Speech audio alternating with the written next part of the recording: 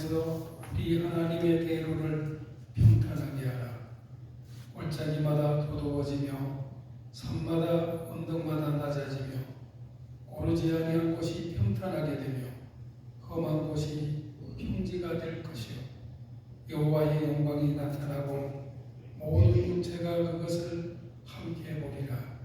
이는 여호와의 입이 말씀하셨느니라.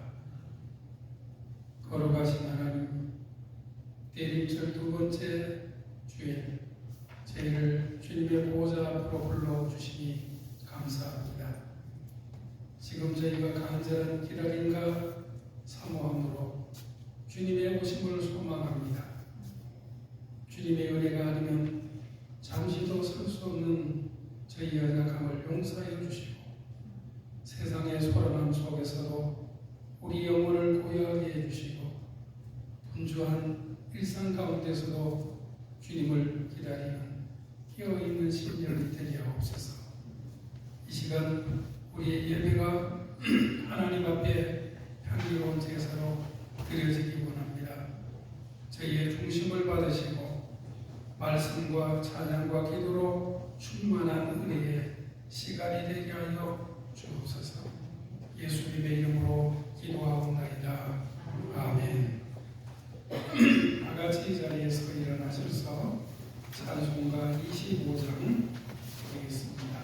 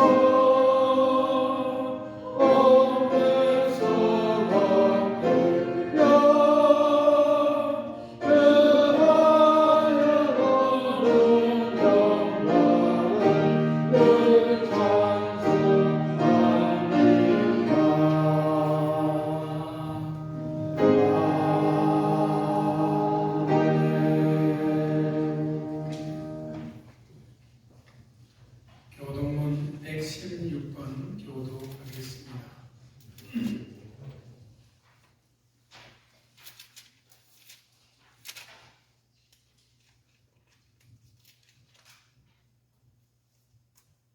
이새의 줄기에서 한 싹이 나며 그 뿌리에서 한 가지가 나서 결실할 것이요 그 위에 여호와의 영곧 지혜와 총명의 영이요 모략과 정의의 영이요 지식과 여호와를 경외하는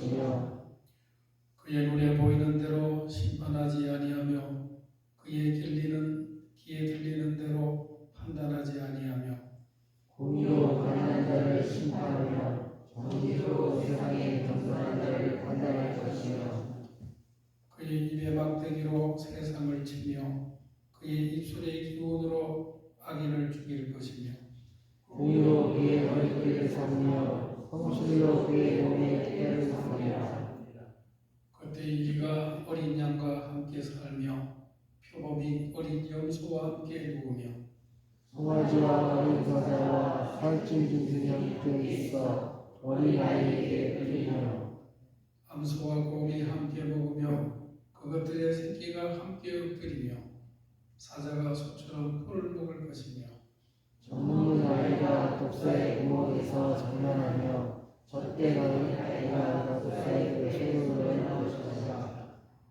내 거룩한 산 모든 곳에서 해됨도 없고 상함도 없을 것이니 인물이 바다같이 같이 여호와의 아는 지식이 세상에 충만할 것입니다.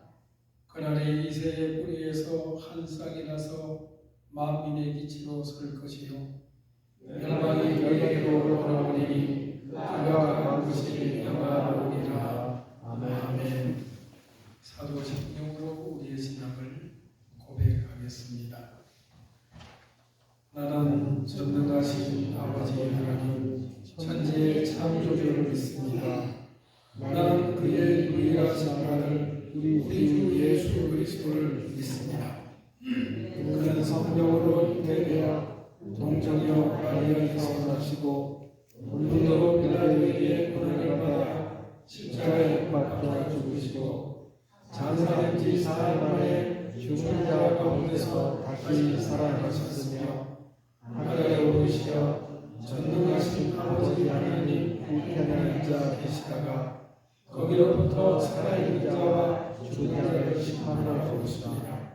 나는 성령을 믿으며 거룩한 공교회와 성도의 교제와 죄를 용서하는 것과 몸의 부활과 영생을 믿습니다. 아멘.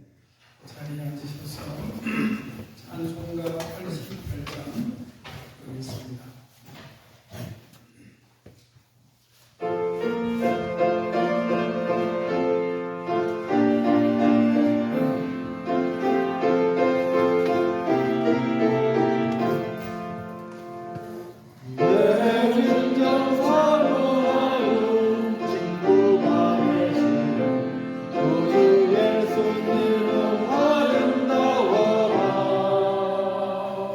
사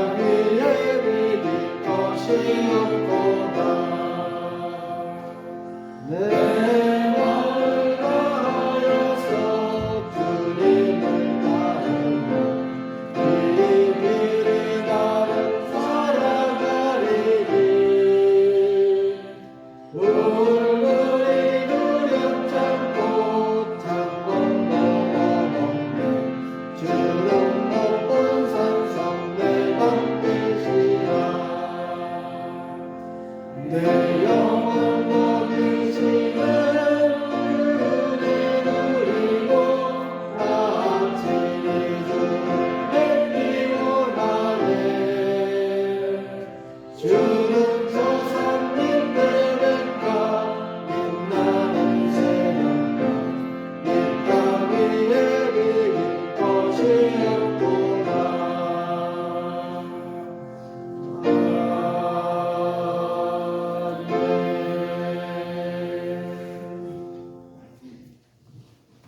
손자린 집사님 기도 인도하시겠습니다. 한 해를 인도해 주신 하나님, 감사와 찬양을 올려드립니다. 우리의 감정과 생각은 마구마구 요동치지만 주님은 항상 그 자리에 계십니다.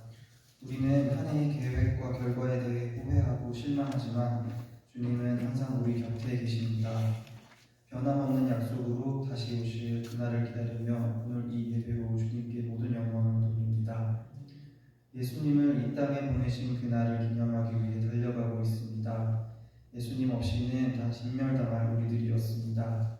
사랑 그 자체이신 예수님을 통해 구원을 얻게 하시고 믿는 자로서 천국을 소망하고 열방을 구원하는 일에 동참하게 하시니 감사드립니다. 모두가 자기 방법이 맞다고 우기는 이 어지러운 세상 속에 예수님과 말씀을 통해 우리가 살아갈 방법을 분명하게 알게 하시니 감사드립니다. 오늘 이 예배로 주님께 모든 감사를 표현합니다. 오랜 시간 동안 익혀온 문화와 규범들 속에서 지난 한 해 동안 하나님의 말씀을 오해하거나 잘못 적용하는 일들이 많았습니다. 때로는 우리의 계획과 욕심 때문에 말씀을 끼워 맞추는 경우도 많았습니다. 하나님 말씀을 더 가까이 하고 자세히 살피고 도움을 얻으면 분명하게 알 수 있었지만 그렇게 자세히 살피지 못한 때도 많았습니다. 무엇보다 바로 주변에 있는 우리 이웃되는 사람들을 사랑으로 대해주지 못했습니다. 주님, 오늘 예배를 통해 우리 안에 왕으로 다시 오시기를 소망합니다. 오늘 예배도 정성스러운 손길들로 준비를 했습니다. 청소와 안내부터 식사 준비와 찬양 반주, 장비들을 챙기고 각자의 자리에서도 주님을 위해 마음을 준비한 이 모든 예배자들의 예배를 기쁘게 받아주세요. 오랜 시간이 주신 교회를 맡기시고 또 이끌어 가실 우리 목사님의 건강과 마음도 여느 때처럼 단단하고 아름답게 지켜나가 주시고 오늘 전해질 말씀을 통해서도 우리 모두가 하나님을 더 가까이 알게 되기를 소망합니다. 하나님의 자녀된 우리가 확신을 가지고 각자의 자리에서 드리는 기도가 주님께 닿기를 소망합니다. 아프고 다친 자들도 주님께서 위로하시고 믿는 자들의 도움과 손길을 통해 회복되고 치료되기를 소망합니다. 예수님을 기억하고 예수님을 닮아가고 싶습니다. 오늘 예배를 기뻐 받아주세요. 예수님의 마음이 우리 마음 안에 더욱더 깊이 자리 잡게 되길 소망합니다. 우리 주 예수 그리스도의 이름으로 기도드립니다.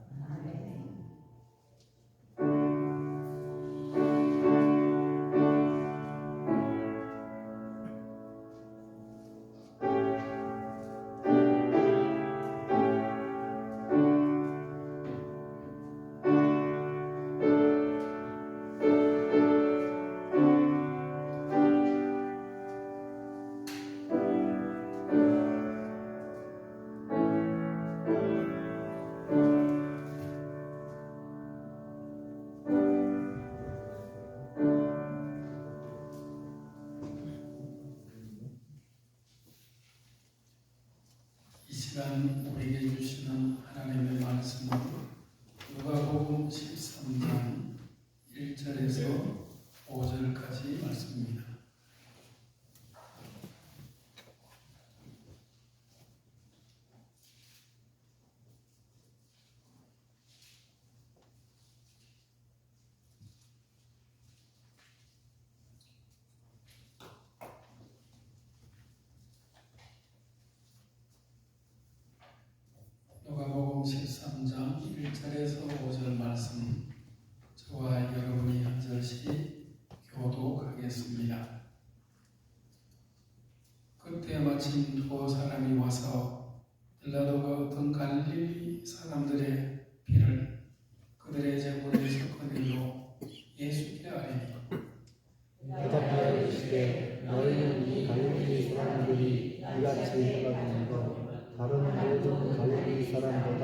제가 더 믿는 줄 아나니 너희에게 이르노니 아니라 너희도 만일 회개하지 아니하면 다 이와 같이 망하리라. 또 주여 안에서 내가 먼저 지어주는 예루살렘 사람이 예루살렘에 관한 다른 모든 사람보다 제가 더 너희에게 미안하니라. 너희에게 이르노니 아니라 너희도 만일 회개하지 아니하면 다 이와 같이 망하리라. 아멘. 지난 11월 26일에 홍콩의 한 아파트 단지에서 끔찍한 화재 사고가 발생을 했습니다. 31층 아파트 1개동이 맹렬한 불길에 휩싸였고 수백 명의 귀한 생명이 한순간에 사망하고 실종했습니다. 언론에 보도된 불길 속에서 한 남성이 건물에 아내가 갇혀 있다면서 절규하고 울부짖는 장면은 보는 이의 가슴을 찢어 놓았습니다. 그러나 미국은 여기서 끝나지 않았습니다. 인도네시아 수마트라섬을 비롯한 동남아 전역에서 수십 년 만에 가장 강력한 폭우가 쏟아졌습니다. 약 일주일이라고 하는 시간 동안에 수천 명이 목숨을 잃었습니다. 거대한 폭우와 산사태로 마을 전체가 지도에서 사라졌고 수만 명의 사람들이 하루아침에 집을 잃었습니다. 이러한 비극적 뉴스를 접할 때마다 우리는 어떤 질문을 던집니까?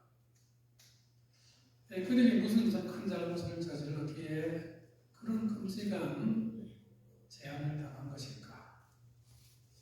혹은 마음 한구석에 나는 그들과 다르니까 괜찮겠지 라고 안도하지는 않는지요. 어쩌면 우리가 본능적으로 재난의 희생자들과 우리 사이에 어떤 도덕적인 선을 그으려 하는지도 모릅니다.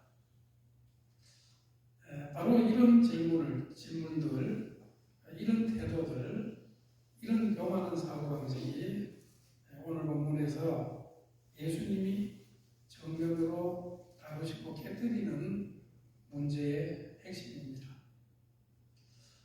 당시 사람들이 예수님께 찾아와서 아주 충격적이고도 끔찍한 소식을 전했습니다. 로마 총독 빌라도가 갈릴리 사람들이 예루살렘 성전에서 하나님께 제사를 드리고 있는데 그들을 무자비하게 학살을 했다는 것입니다. 그들의 피가 그들이 드리는 제물의 피와 튀었습니다. 얼마나 끔찍하고 충격적인 일입니까? 하나님께 예배드리고 온 경건한 사람들이 바로 그 예배의 순간에 칼에 맞아 쓰러진 거죠. 거룩한 성전이 학살의 현장이 됐고 예배의 제단이 피로 물들었던 것입니다. 사람들이 이 끔찍한 이야기를 예수님께 가지고 온 이유가 뭘까요? 그들의 질문 이면에는 암묵적인 신학적인 전제가 깔려 있는 것입니다. 이 갈릴리 사람들이 크고 무거운 죄를 지어서 하나님의 징벌로 이런 끔찍한 죽음을 당한 것이 아닙니까? 그들은 재앙과 죄를 직접적으로 연결시키는 당시 유대 사회에 만연했던 인과응보의 신학을 전제하고 있었던 것이죠. 이것은 당시 유대인들 사이에 널리 퍼져 있던 일반적인 믿음이었습니다. 고난과 재앙은 죄에 대한 하나님의 직접적 심판이고 따라서 큰 재앙을 당한 사람은 틀림없이 큰 죄를 지은 사람이라는 논리였습니다. 우리는 욥기에서 이 같은 사고를 발견하기도 하죠.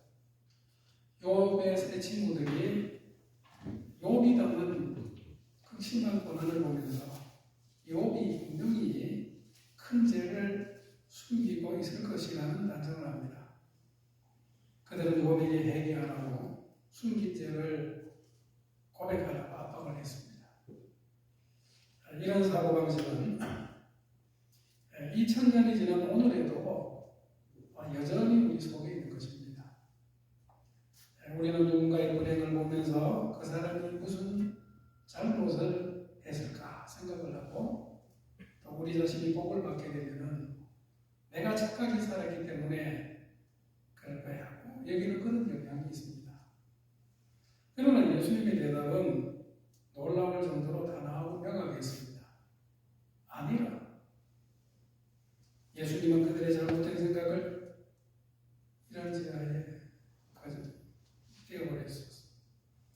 그 갈릴리 사람들이 다른 모든 갈릴리 사람보다도 더 큰 죄인이었기 때문에 그런 끔찍한 죽음을 당한 것이 아니라는 거죠.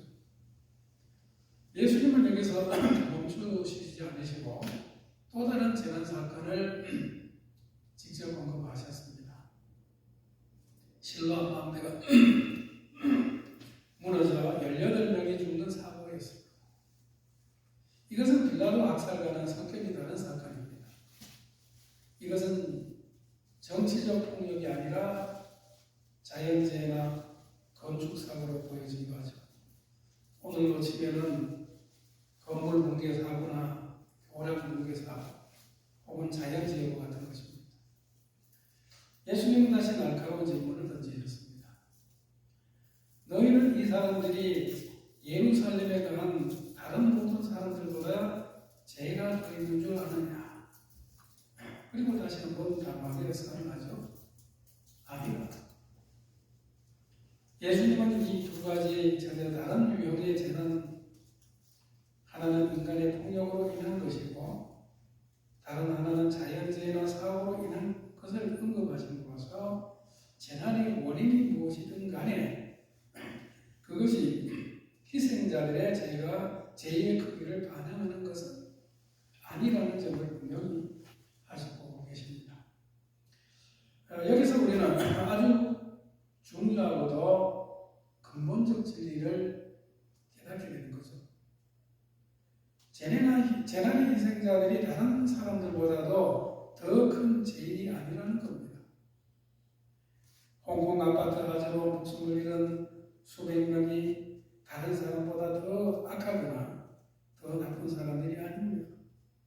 동남아의 폭우와 산사태로 죽은 수많은 사람들이 특별히 더 큰 죄를 지어서 그런 비극을 당한 것이 아닙니다. 성도로서는 이 땅에서 고통과 재앙이 모든 인간에게 임하는 공통된 장이다 라고 말하면서 이것은 인간의 근원적인 타락, 그 죄의 보편성을 드러내는 것임을 역사하였습니다. 재난은 특정인의 죄를 지적하는 하나님의 손가락이 아니고 이 세상 전체가 죄로 인한 신음하고 있는 증거라는 것입니다. 그러면 왜 재난이 일어나는가? 이것은 신학적으로 아주 복잡하고 어려운 질문이죠.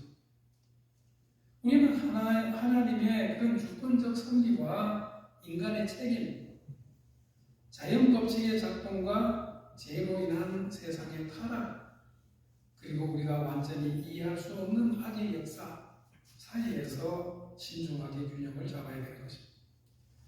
예수님은 재난의 원인에 대한 복잡한 신학적 강의를 펼치지 않으셨습니다. 대신에 예수님의 질문의 초점을 근본적으로 바꾸고 계십니다. 왜 그들이 죽었는가라고 하는 그 감찰자의 질문에서 너는 어떻게 살아야 할 것인가 라는 당사자의 질문으로 말합니다. 예수님은 우리 시선을 희생자에서 우리 자신에게로, 그들의 죄에서 우리의 죄로, 그들의 심판에서 우리의 궁비로 돌리게 하는 것입니다. 예수님은 두 번 반복해서 강조하며 말씀하십니다. 너희에게 이르노니 아니라 너희도 만일 회개하지 아니하면 다 이와 같이 망하리라. 이 말씀은 무엇을 말할까요? 이 경고의 메시지가 뭘까요? 희생자들만 죄인이 아니고 우리 모두가 하나님 앞에 죄인입니다.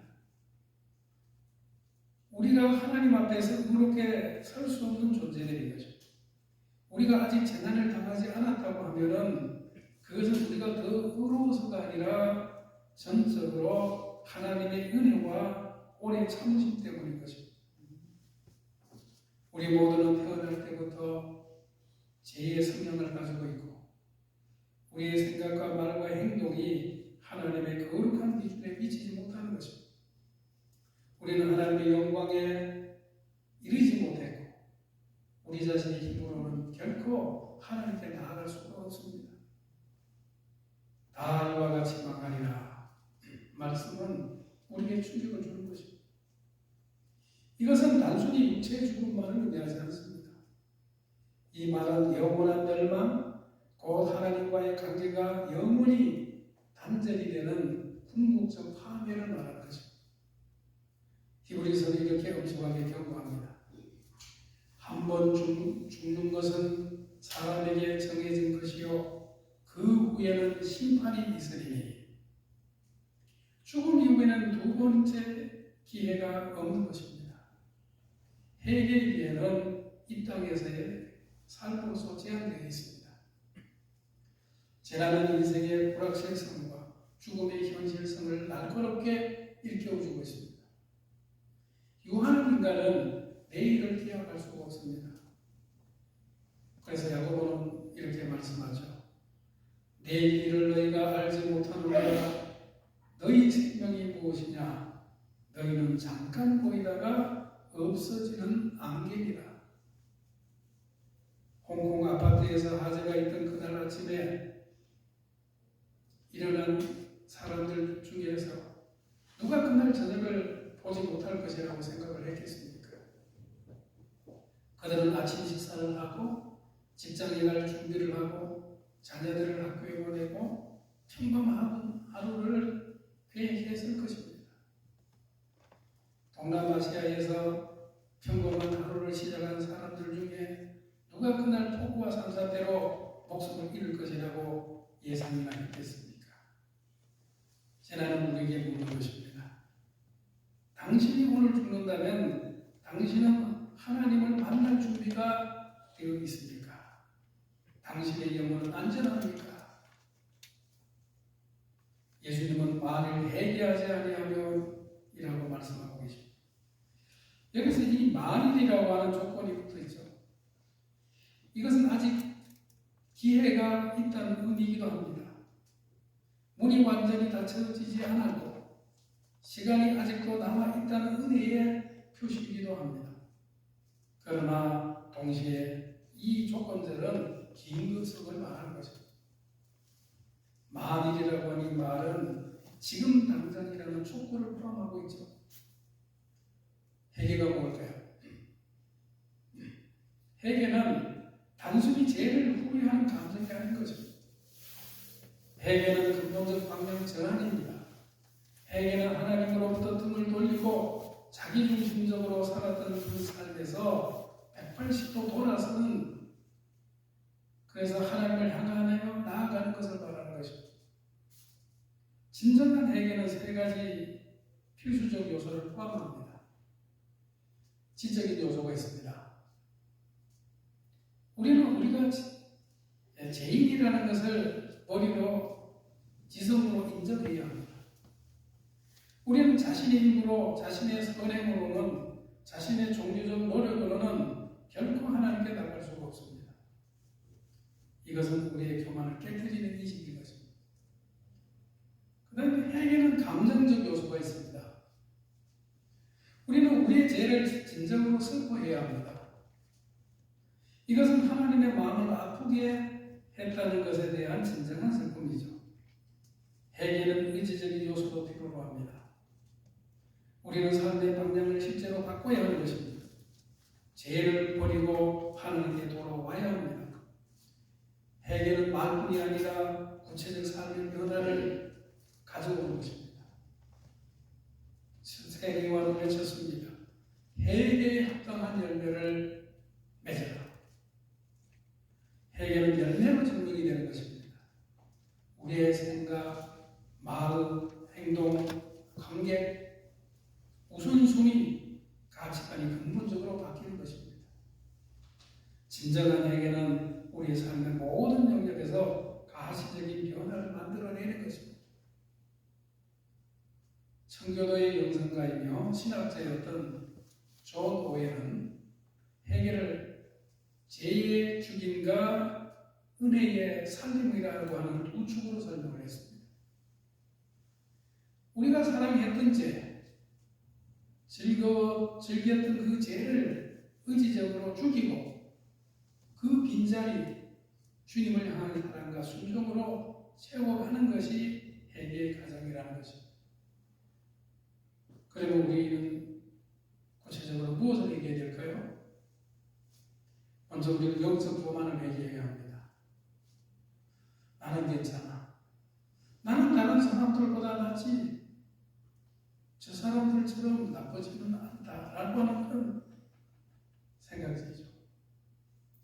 우리는 재난의 희생자들을 보면서 저 사람들은 무슨 잘못을 행했을까라고 판단하지만 정작 자신의 죄는 합리화하고 정당하면서 변명합니다. 우리는 영적 무관심을 회개해야 합니다. 우리는 하나님 없이도 잘 살 수 있다고 생각하죠. 예배는 선택성 하는이고 기도는 필요할 때만 하는 것이며 성경은 가끔 읽으면 되는 것으로 여기죠. 우리는 하나님을 우리 삶의 주인이 아니라 비상시에 도움을 청할 수 있는 보험 정도로 여깁니다. 그러나 주님은 말씀하십니다. 사람의 떡으로 우리는 잘못된 우선순위를 회개해야 합니다. 우리는 영원한 것보다 일시적인 것을 하나님의 나라보다 이 세상의 것들을 더 사랑하고 추구합니다. 우리는 영혼의 구원보다 물질적인 성공을, 하나님과의 관계보다 사람들의 인정을, 천국보다 이 땅의 안락함을 더 갈망합니다. 예수님은 분명히 말씀하십니다. 너희는 먼저 그의 나라와 그의 의를 구하라. 그리하면 이 모든 것을 너희에게 더하시리라. 먼저라는 단어가 핵심입니다. 우선순위의 문제입니다. 우리는 사랑의 결핍을 회개해야 합니다. 우리는 하나님을 사랑한다고 말하면서도 하나님이 사랑하시는 사람들을 사랑하지 않습니다. 우리는 이웃을 사랑한다고 말하면서도 불편한 사람들을 피하고 도움이 필요한 사람들을 외면하며 용서해야 될 사람들을 미워합니다. 요한일서는 날카롭게 지적합니다. 누구든지 하나님을 사랑하노라 하고 그 형제를 미워하면 이는 거짓말하는 자니 보는 바 그 형제를 사랑하지 아니하는 자는 보지 못하는 바 하나님을 사랑할 수 없느니라. 하나님 사랑과 이웃 사랑은 분리될 수가 없습니다. 우리는 자기 중심성을 회개해야 합니다. 우리는 하나님의 뜻보다도 자신의 뜻을, 하나님의 영광보다도 자신의 만족과 영광을 추구합니다. 우리는 하나님을 섬기는 것이 아니라 하나님이 우리를 섬기기를 좋아합니다. 그러나 예수님은 제자도의 본질을 이렇게 정의하십니다. 아무든지 나를 따라오려거든 자기를 부인하고 날마다 제 십자가를 지고 나를 따를 것이니라. 자기 부인, 십자가, 따름, 이것이 그리스도인의 삶입니다. 그러나 여기서 우리는 복음의 놀라운 아름다움을 봅니다. 예수님이 회개를 추구하신다는 것 자체가 아직은 기회가 있다라는 것을 의미하는 것입니다. 하나님은 우리를 즉시 심판하지 않으십니다. 그분은 인내하십니다. 그분은 기다리십니다. 베드로후서는 이렇게 말씀합니다. 주의 약속은 어떤 이들이 더디다고 생각하는 것 같이 더딘 것이 아니라 오직 주께서는 너희를 대하여 오래 참으사 아무도 멸망하지 아니하고 다 회개하기에 이르기를 원하시느니라. 하나님은 당장 심판할 수도 있었습니다.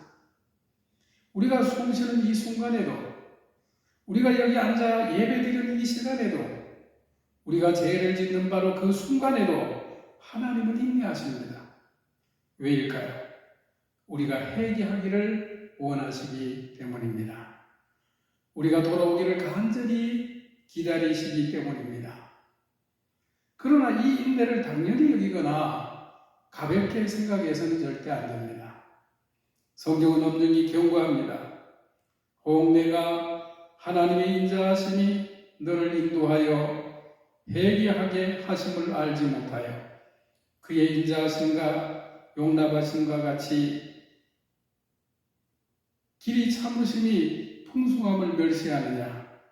다만 내 고집과 회개하지 아니한 마음을 따라 진노의 날 곧 하나님의 의로우신 심판이 나타나는 그날에 임할 진노를 내게 쌓는도다.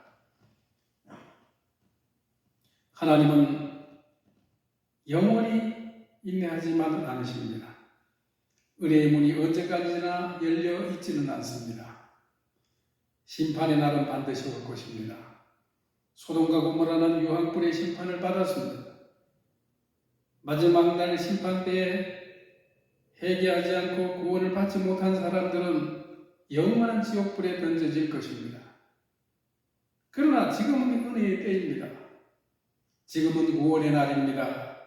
지금은 회개할 수 있는 기회의 시간입니다. 그렇다면 우리는 어떻게 회개할 수 있을까요? 우리 자신 힘으로만으로는 불가능합니다. 우리 의지만으로는 충분하지가 않습니다. 진정한 회개는 하나님의 은혜의 선물입니다. 회개의 길은 반드시 십자가를 통과합니다. 예수 그리스도께서 우리의 죄를 대신해서 십자가에서 죽으셨습니다. 그분은 우리가 받아야 될 형벌을 받으셨습니다. 그분은 우리를 위해서 하나님의 진노를 담당하셨습니다. 그분은 우리 대신 저주를 받으셨습니다. 이사야는 이것을 예언적으로 선포합니다. 그는 실로 우리의 질고를 지고 우리의 슬픔을 당하였거늘 우리는 생각하기를 그는 징벌을 받아 하나님께 맞으며 고난을 당한다 하였노라. 그가 찔림은 우리의 허물 때문이요 그가 상함은 우리의 죄악 때문이라. 그가 징계를 받음으로 우리는 평화를 누리고 그가 채찍에 맞음으로 우리는 나음을 받았도다. 우리는 다 양 같아서 그릇 행하여 각기 제 길로 갔거늘 여호와께서는 우리 모두의 죄악을 그에게 담당시키셨도다. 십자가는 두 가지를 동시에 보여줍니다. 십자가는 죄의 심각성을 보여줍니다. 우리의 죄가 얼마나 무겁고 심각한지 하나님의 독생자가 십자가에서 피 흘려 죽으셔야만 했습니다. 우리의 죄는 가볍게 넘어갈 수 있는 것이 아닙니다. 또 십자가는 하나님의 사랑을 보여줍니다. 하나님은 우리를 얼마나 사랑하는지 그분의 동생자를 우리를 위해서 내어주시기까지 하셨습니다. 이것이 사랑입니다. 요한복음은 선포합니다. 하나님이 세상을 이처럼 사랑하사 독생자를 주셨으니 이는 그를 믿는 자마다 멸망하지 않고 영생을 얻게 하려 하십니다. 하나님이 그 아들을 세상에 보내신 것은 세상을 심판하려 하심이 아니요 그로 말미암아 세상이 구원을 받게 하려 하심이라. 우리가 예수 그리스도를 믿고 그분께 돌아올 때 하나님은 우리를 용서하십니다. 우리의 모든 죄, 과거의 죄, 현재의 죄, 미래의 죄가 그리스도의 보혈로 완전히 씻어집니다. 요한일서는 확실한 약속을 우리에게 말씀합니다. 만일 우리가 우리의 죄를 자백하면 그는 미쁘시고 의로우사 우리 죄를 사하시며 우리를 모든 불의에서 깨끗게 하실 것이요 이것이 복음입니다. 이것이 좋은 소식입니다. 사랑하는 교우 여러분, 오늘 본문의 메시지는 분명하고 긴급합니다. 재난은 그것을 당한 사람들이 특별히 더 큰 죄이기 때문이 아닙니다. 재난은 우리 모두에게 보내는 경고입니다. 우리 모두는 죄인이고 우리 모두는 심판 아래 있으며 우리 모두는 회개해야 합니다.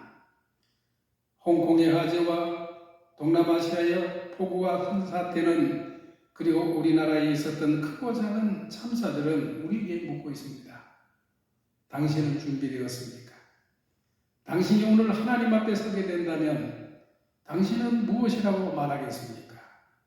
당신의 삶은 하나님께 드릴 만한 것입니까? 오래전 한 항해사가 짙은 안개 속을 항해하고 있었습니다.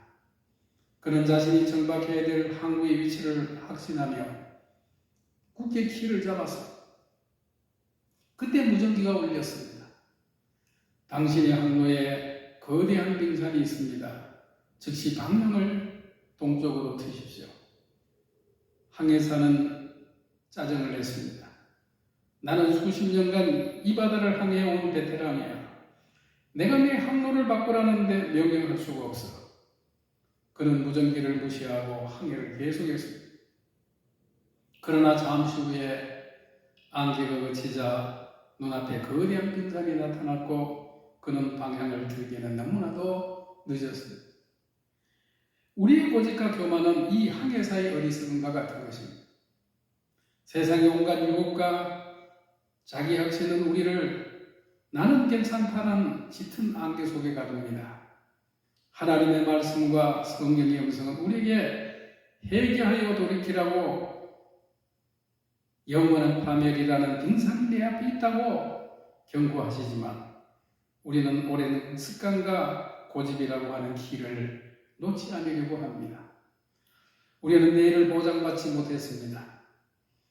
오늘이 은혜의 날입니다. 오늘이 구원의 날입니다. 오늘이 회개할 수 있는 날입니다. 만약 여러분이 아직 예수 그리스도를 믿지 않고 계시다고 하면 오늘 그분께 돌아가야 합니다. 더 이상 미루지 마십시오. 여러분이 깨끗해질 때까지, 더 준비될 때까지 기다리지 마십시오.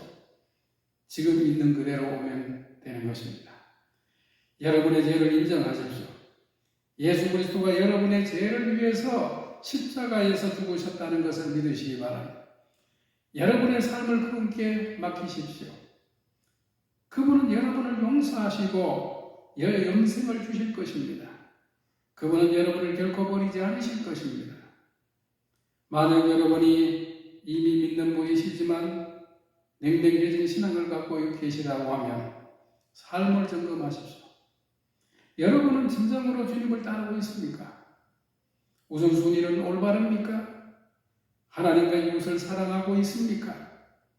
신앙이 형식적이고 의례적인 것이 되지는 않았었습니까? 회개는 일회성의 사건이 아닙니다. 그것은 평생의 여정입니다. 매일 우리는 자신을 부인하고 십자가를 지고 예수님을 따라야 합니다. 매일 우리는 죄에서 서서 하나님께 돌아와야 합니다. 만약 여러분이 주님을 섬기고 있는데 열심히 있는 분이라면 더욱 깨어 있으시기 바랍니다. 교만하지 마십시오. 나는 다른 사람들보다 낫다라고 생각하지 마십시오. 주님의 재림을 깨어 기다리며 매일 회개의 삶을 사시기 바랍니다. 회개의 열매를 맺는 삶을 사십시오. 다른 사람들에게 복음을 전하고 그들도 회개해서 생명을 얻도록 도우시기 바랍니다. 재난의 요수가 강 건너 붉은 경이 되지 않도록 하시기 바랍니다. 그것이 우리를 회개로, 믿음으로, 그리고 더 깊은 하나님과의 관계로 이끌게 하시기 바랍니다. 예수님의 경고를 기억하십시오. 너희도 만일 회개하지 아니하면 다 이와 같이 망하리라. 그러나 또한 이 놀라운 약속도 기억하십시오. 주께서는 너희를 대하여 오래 참으사 아무도 멸망하지 아니하고 다 회개하기에 이르기를 원하시느니라. 오늘 지금 이 순간 하나님이 여러분을 부르고 계십니다. 그분께로 돌아오십시오. 문이 아직 열려 있습니다. 은혜의 때가 아직 지나가지 않았습니다. 지금이 바로 그때입니다. 한 젊은이가 주님께 돌아가야 한다는 것을 알았지만 늘 생각했습니다. 내일 일만은 끝내고 이 습관만은 고치고 난 다음에 좀 더 깨끗해지고 난 다음에 돌아가자.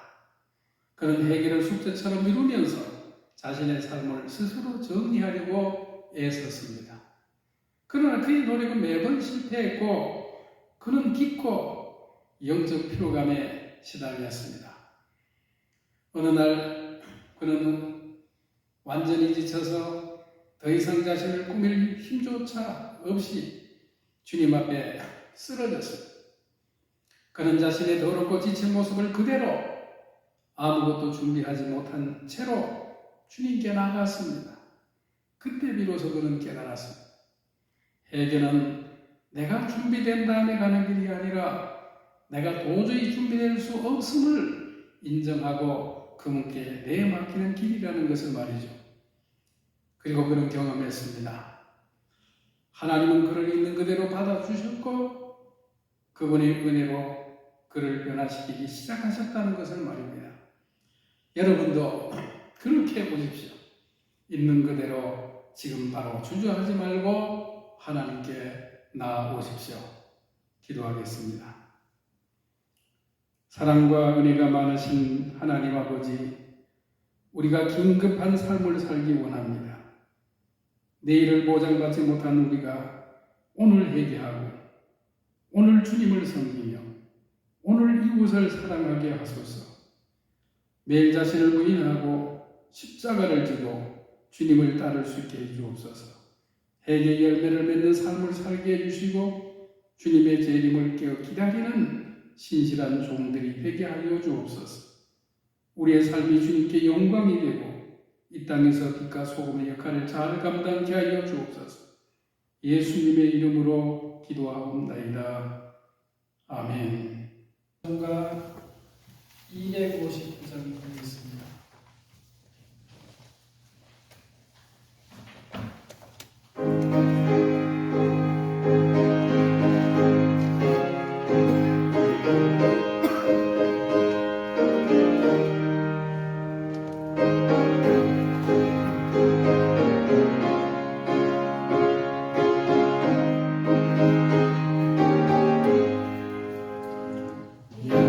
십자가에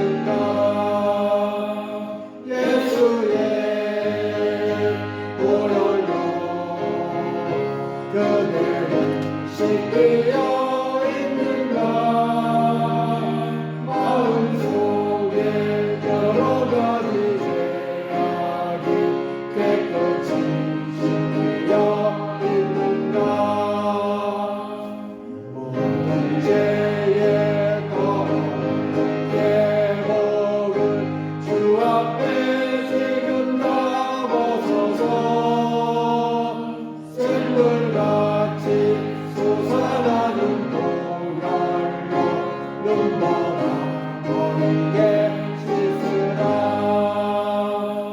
예수의 보혈로 은혜를 씻기려 있는가 마음속에 여러 가지 죄악이 깨끗이 씻기려 있는가. 봉헌 찬송 213장 4절 1절을 부르면서 봉헌식 하겠습니다.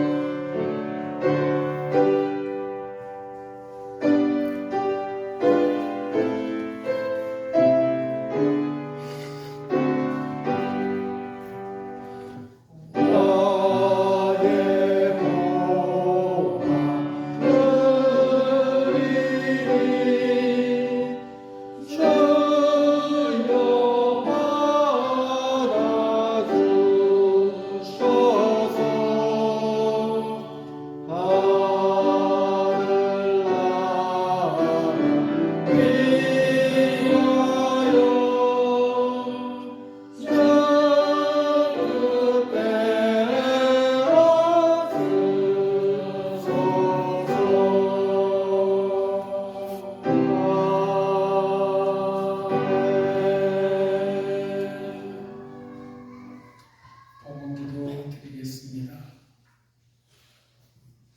사랑과 자비가 풍성하신 하나님 아버지, 오늘 저희가 믿음과 감사로 구별하여 드린 예물과 저희 헌신을 기쁘게 받아주심을 믿습니다.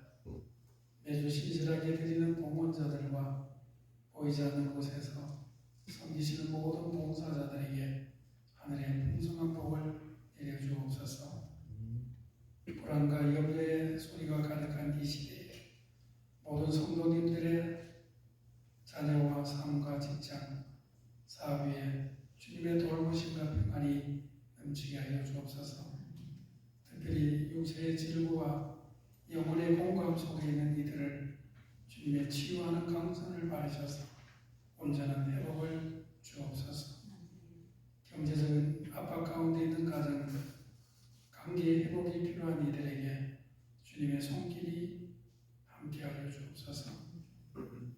대림절을 지나서 또 성탄과 새해를 준비하는 이 시기에 교회가 세상의 빛과 소금의 사명을 더욱 충실히 감당케 하여 주옵소서.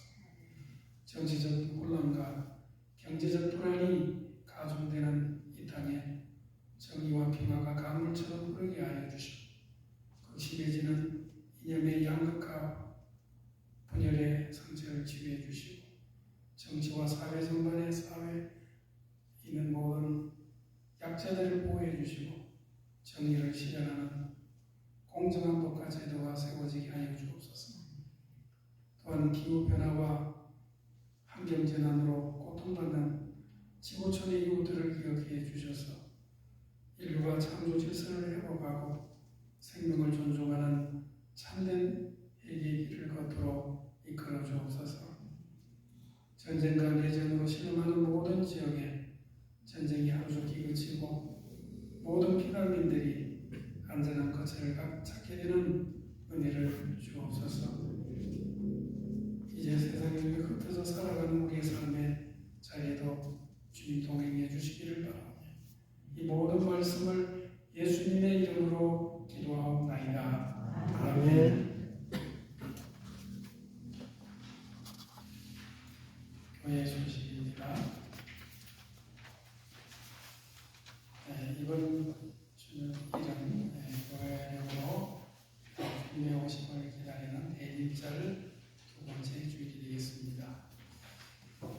예비 여러분께서는 12월 예배 감당을 하게 해주시기 바랍니다.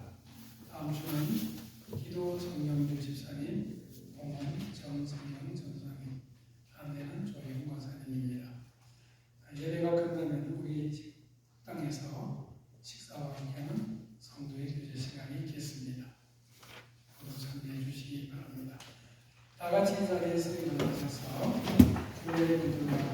감사하게 인사하겠습니다. 반갑습니다. 반갑습니다.